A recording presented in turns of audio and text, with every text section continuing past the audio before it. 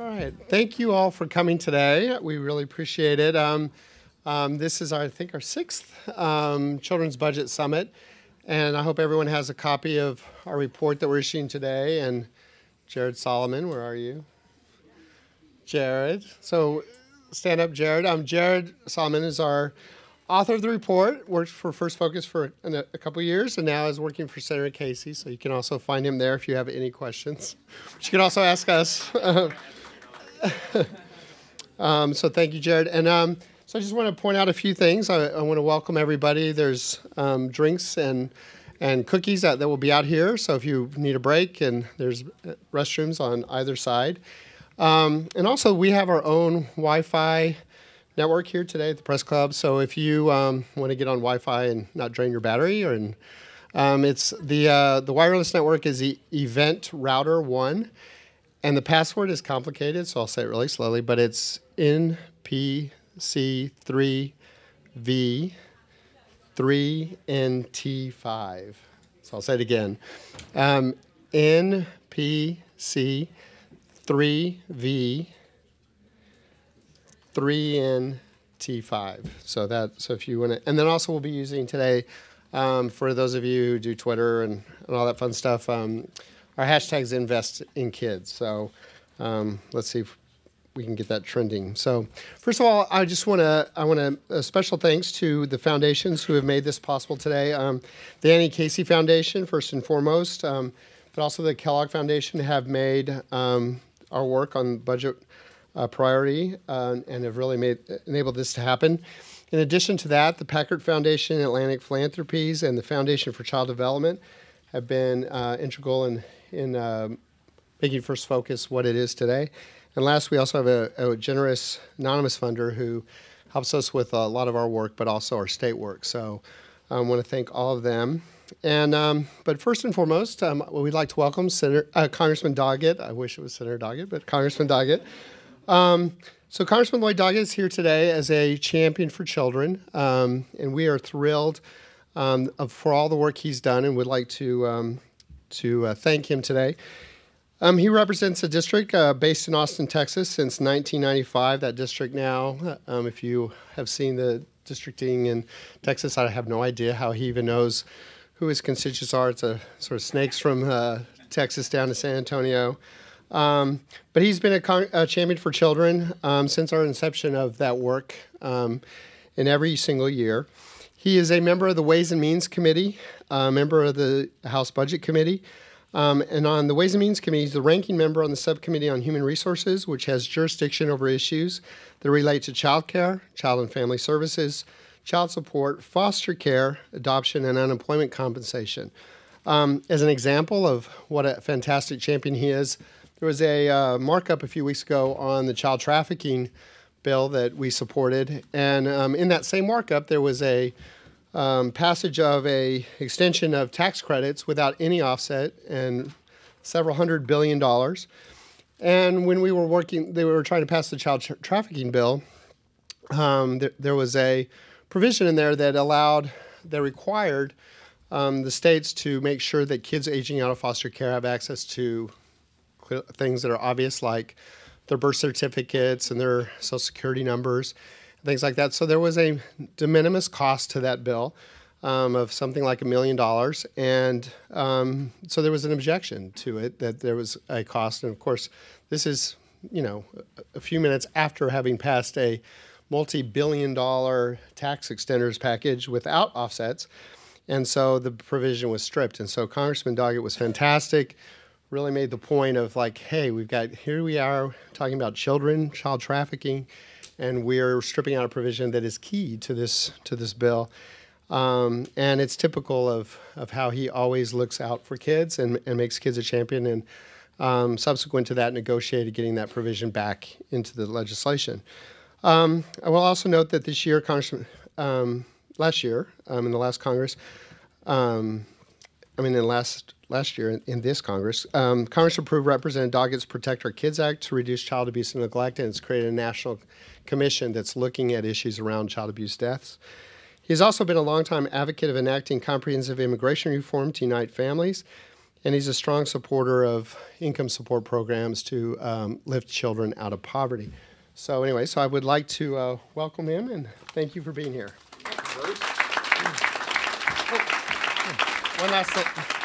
One last thing is I'm also from Texas, and I worked on his 1984 senatorial campaign. That's why I said Senator Doggett. Thank you very much, and I acknowledge part-time photographer and full-time legislative director and director of my efforts on the subcommittee, Andrew Okwika here, who played such a big role in this.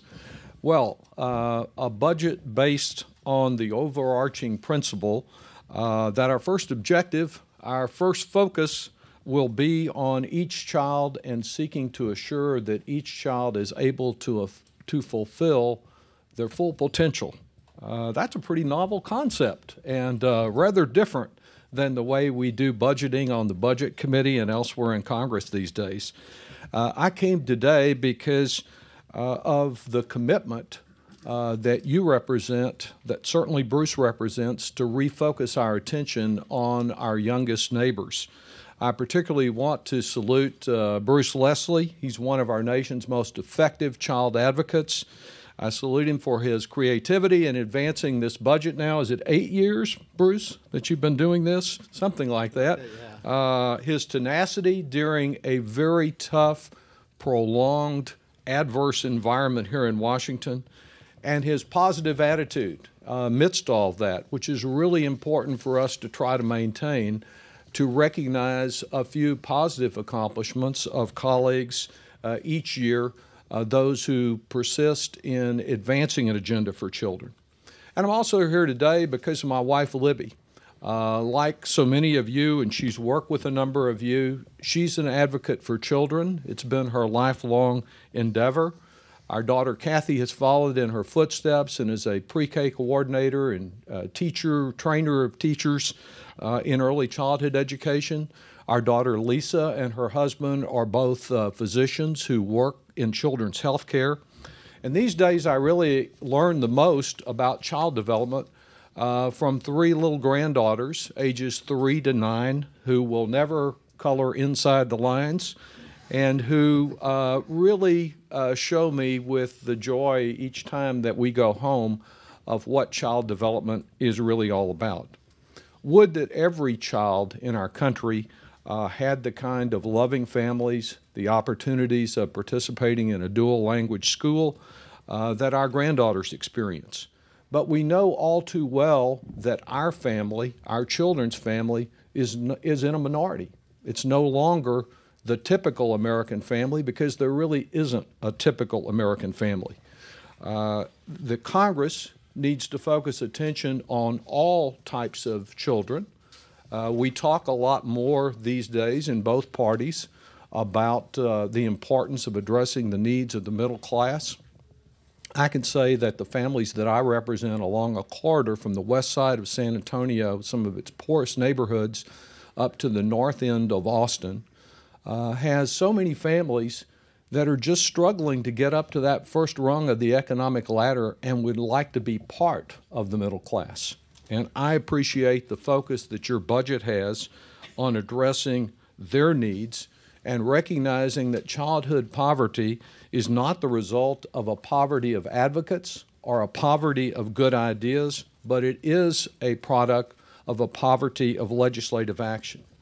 Together, we're here today to seek to change all of that. I want to just expand a little on what Bruce referenced in his introduction about the Ways and Means Committee. There was a time long ago, it was the only committee in the House of Representatives. Sometimes we still think we are. But through the decades, while much of its jurisdiction has been assigned elsewhere, it does reflect the choices that this Congress makes in one place. It has responsibility for both corporate welfare and child welfare. It has responsibility for tax breaks and also what happens when families break in the child welfare system. And on a single day, just a few weeks ago, the committee considered a very modest bipartisan proposal that just sought when kids age out of the foster care system that they get a birth certificate, a Social Security card, and access to their health records. That provision was stripped out of the bill on that day because there was approximately $1 million estimated to be the annual cost of additional federal administration. But without even the least sense of irony, the same day, $300 billion, that's billion with a B, in tax breaks for business were approved that just simply added to the debt. If there was any prostitution that day, it certainly did not involve minors. When we value tax breaks for contributors over children, it's America's future, our children's future, our competitiveness as a nation that loses out. And so when we talk about a children's budget, about investing for our future, about making sure that our actions and our spending really reflect our priorities, it's important to understand that especially in the House, we face some really serious challenges. And we face some challenges that your work can address in getting the attention of our country as a whole. It was noteworthy also that that particular day that the only publication that focused on that aspect of the hearing of trading children's interest for corporate welfare interest was the Huffington Post. It's hardly news anymore when children lose out to corporate tax breaks. And we're now on the way to a little over $600 billion in additional debt that is being proposed in the House to pay for business tax breaks. As we move forward in this Congress and in the next one, I think it's particularly important that we not chip away anymore at CHIP. We know that the Children's Health Insurance Program expires in September of next year, and it's really vital that we continue efforts that I know my friend Frank Pallone plans to incorporate in legislation to reauthorize the program and to see that it achieves its full potential. We know that in Arizona, the one state that chose to dismantle CHIP after the approval of the Affordable Health Care Act, I think the Georgetown Health Policy folks did a study of 18 different types of scenarios to look at what was the effect of moving into the marketplace and out of CHIP. And in 17 of those, they found higher out-of-pocket costs for children's health care in the exchange. There's so many things that we need to do to improve the Affordable Health Care Act. I had the first protest in the country in August of 2009 by the Tea Party, people coming in from 150 miles away to yell and scream against the Affordable Health Care Act. As I told them, I still continue to believe it's true. I only wish that the Affordable Care Act were as good as they think it is bad. We all know that it has shortcomings and changes that need to be improved, and that certainly we need to advance the children's health care program, CHIP. Child assistance, Head Start, Title I, child abuse prevention, adoption assistance, all of these need more resources to be more effective. And at the same time, there's so many other programs that are out there wondering what will happen when we return to the great unknown of sequester after the conclusion of the current budget agreement with the current round of appropriations bills. Of course, there are always some folks who respond when we talk about these problems and say that they don't want to throw money at the problem. I don't want to throw money at the problem either, but I wonder how many of these folks apply the same rationale when the issue, instead of being children's security, is national security. And how often when they don't throw money, that all they want to throw are words and nice-sounding phrases about their commitment to child abuse and to the future of our country, but don't want to commit the resources to help give those words meaning. Of course, in the Ways and Means Committee, we also consider some major programs that affect our children that are tax expenditures and important tax expenditures. With the Earned Income Tax Credit and the Child Tax Credit, we'll have more debate about those tomorrow in the committee.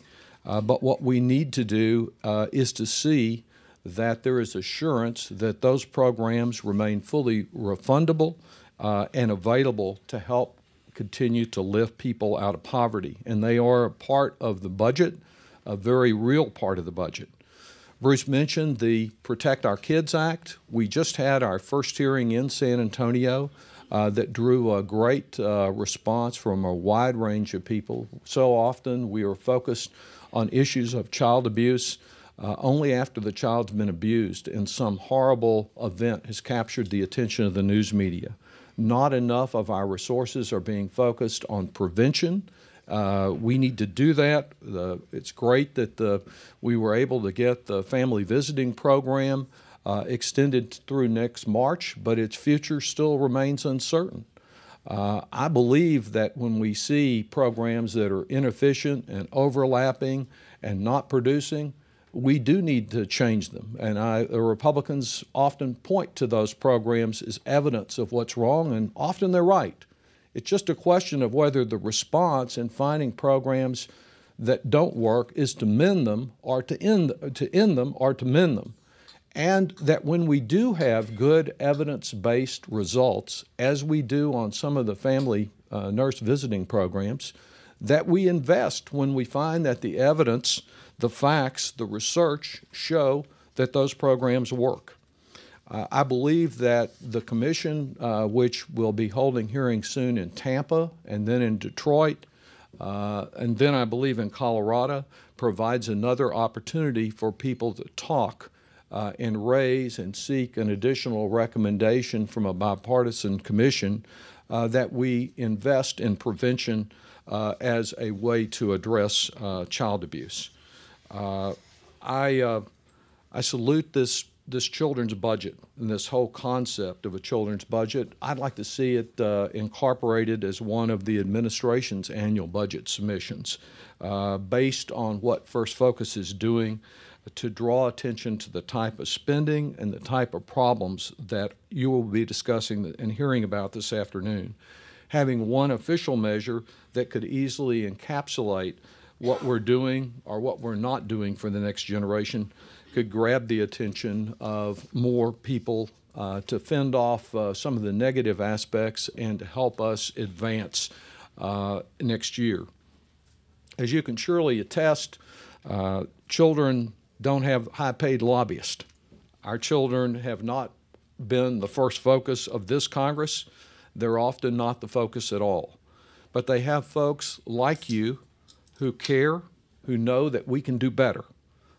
Thank you for the work that you've been doing and the work that I know you will advance as a part of this children's budget on behalf of our youngest children.